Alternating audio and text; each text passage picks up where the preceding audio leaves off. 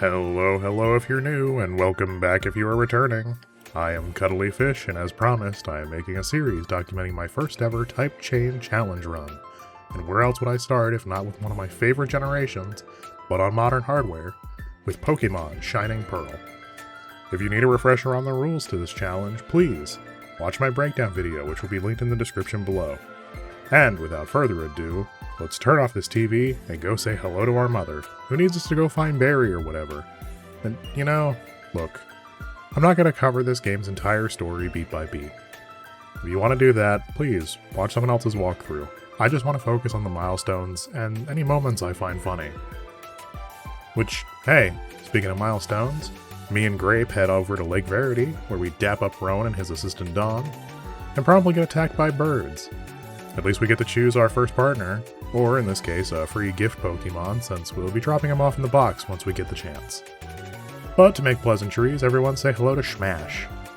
We get our free Pokedex from Rowan, and make our way over to Route 202 to get our actual first partner, Starly, or, as he'll be now known, Droopert. With access to both normal and flying, this makes a really strong start to this run. I drop off Smash at the Pokemon Center, and then double back to Route 201 to nab a Bidoof named Gyat.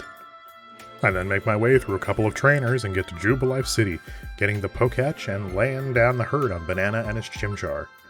On Route 203, I look for my elusive third member, Zubat, but I successfully catch and brand them as a Verd. And then on to Wait, Roark is a rock specialist, and my whole team is either weak to or not very effective against his. I could always grind up Gyat to 15 and try to sweep with a Barrel with one water move, but that's a short-term solution. I kind of feel pigeonholed here, and if I'm going to get anywhere with this challenge, I need to be able to start expanding my chain sooner than later. After sharing this revelation with some friends, I was reminded that there are actually some solid grass types pretty early on in the game. And after doing a little bit of research, I realized I've been overlooking one little baby.